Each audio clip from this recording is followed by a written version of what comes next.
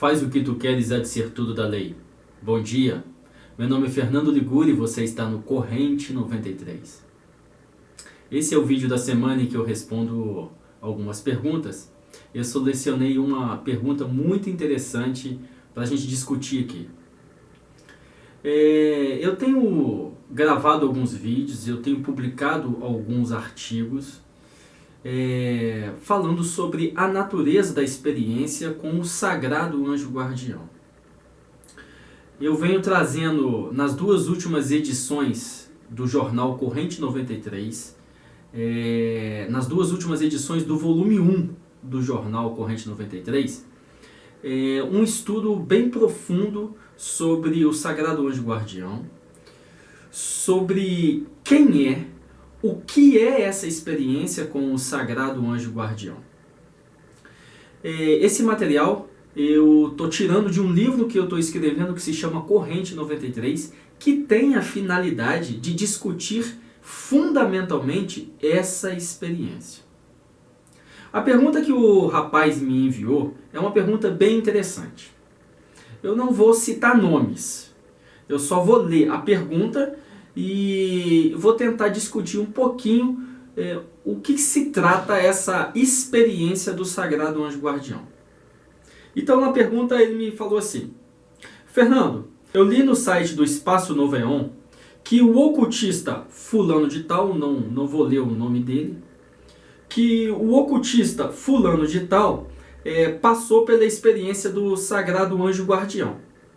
E eu também vi um vídeo no YouTube da ocultista fulana de tal, ou seja, não precisa falar também o nome da pessoa, falando sobre a experiência com o sagrado anjo guardião e falando como entrar em contato com o sagrado anjo guardião. Qual a sua opinião sobre isso? Então, dentro do contexto da cultura telêmica, essa experiência com o sagrado anjo guardião é algo muito pessoal.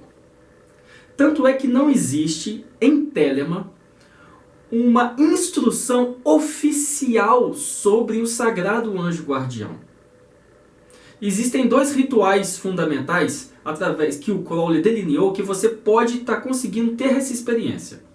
Um ritual ele recebeu na visão em A Voz, que é o Liber 8, ou Ritual 8, e o outro ritual ele construiu a partir da invocação do não nascido em 1921 na abadia de Telema, que é o Liber Samek. Eu fiz uma introdução à história do Liber Samek nesse jornal Corrente 93 desse mês, e está bem interessante para você conseguir ter uma ideia de como esse ritual era praticado nos tempos antigos e qual a finalidade que esse ritual tem nos dias de hoje. Eu acho que você iria gostar bastante dessa instrução. Então não existe em Telema uma instrução oficial sobre essa experiência ou como passar por essa experiência. O que o Crowley fala é que todo adepto menor tem que se virar com esse ordalho. Agora você me perguntou se o ocultista fulano de tal passou por essa experiência e a ocultista fulana de tal passou por essa experiência. Eu não tenho como te falar se isso é verdade ou se isso não é verdade. Na verdade, em Telema, nós não procuramos encontrar respostas para o caminho do outro. Nós procuramos encontrar respostas para o nosso caminho. Em Telema, pouco importa o caminho do outro. Então, assim, sob a perspectiva de Telema, para mim, pouco importa se ele passou ou não por essa experiência. Pouco importa se ela passou ou não por essa experiência. Por quê? Porque em Telema nós acreditamos que é o ordalho de cada um o sucesso. Está no livro da lei. Sucesso é a tua prova. Então, é cada um consigo mesmo, com a sua história. E no final, quem tiver passado pela experiência, passou. E quem não tiver passado... Então não tem como eu te dar uma opinião formada sobre a experiência espiritual dessas pessoas. Mas a gente pode levantar algumas ideias para avaliar a situação. O Crowley, durante quase toda a vida dele, acreditou que o sagrado anjo guardião fosse uma parte da consciência dele, o eu superior. Você deve estar lembrado naquele vídeo que eu fiz sobre o Daimon, onde eu expliquei o que é o espírito e o que é a alma. Eu falei que o espírito é a essência imanente que reside em Keter, lá nas supernas na árvore da vida. E a alma é uma projeção, um ponto de vista, uma fagulha ou chispa divina do espírito abaixo do abismo. Durante muito tempo, o Crowley considerou que o sagrado anjo guardião fosse a própria alma, o eu superior, aquilo que o Jung chamou de consciência. E isso por quase toda a vida dele. Inclusive, quando ele construiu o Liber Samekh na Abadia de Telemann em 1921, era esse o objetivo, executar o Liber Samekh para você entrar em contato com o eu superior, que ele chamava de sagrado anjo guardião. No entanto, no final da vida dele, ele chegou a concluir que ele estava completamente errado sobre esse assunto, que o sagrado anjo guardião não se trata do eu superior. Se trata de uma entidade, de uma criatura objetiva, à parte da consciência humana, completamente separada com seu próprio universo.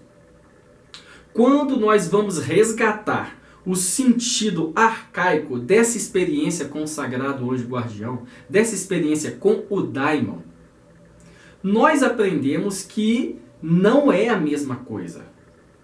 O Daimon é aquela entidade que acompanha cada um de nós na jornada da iniciação. E o que os romanos falavam sobre essa experiência? Eles falavam que quando você entra em contato com essa entidade guardiã, com esse ente guardiã, a pessoa que passa por essa experiência, ela adquire certo empoderamento, certa genialidade que a destaca dos demais. Foi isso que Crowley não conseguiu perceber quando ele pergunta no Equinócio dos Deuses. Ele pergunta quem é essa voz que fala sobre o ombro esquerdo dele, se referindo a Aiwass, o sagrado anjo guardião dele, na ocasião da recepção do livro da lei. E ele mesmo responde: eu mesmo escrevi essas palavras. Agora, elas podem não ser minhas, mas sim de uma entidade.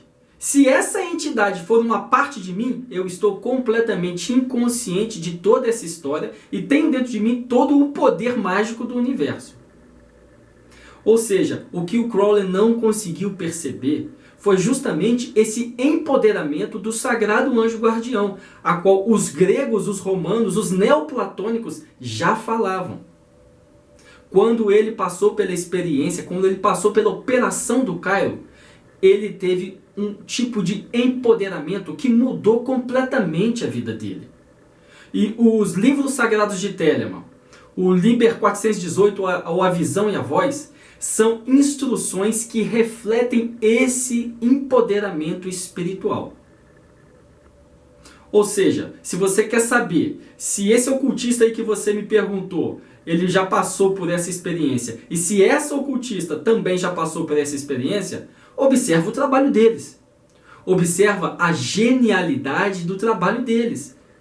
Observa a natureza e a qualidade do trabalho deles. Você vai notar que um tem uma criatividade muito mais extraordinária do que o outro. Você vai notar que um tem condições de percepção muito maiores do que o outro. Então, acho assim que para qualquer um que vê, fica muito claro. E para quem entende dessa história. Então, esse contato com o sagrado anjo guardião, ele dota o adepto de uma força, de uma potência, de um entusiasmo energizado que ele não tinha. Então, acho que esse é um ponto interessante para ser explorado. Eu estou escrevendo sobre isso no livro Corrente 93 e eu estou publicando alguns capítulos desse livro no jornal Corrente 93 e estou fazendo alguns vídeos desses capítulos. Então, me acompanha nessa trajetória para a gente esclarecer para o público o que é essa experiência com o Sagrado Anjo Guardião. Eu espero que eu possa ter te ajudado de alguma maneira nessa sua pergunta. É uma experiência de cada um, é uma experiência individual, é uma experiência intransmissível. Mas através de certos detalhes, você pode perceber quem já passou e quem não passou por ela. Ok? Amor é a lei, amor sob vontade.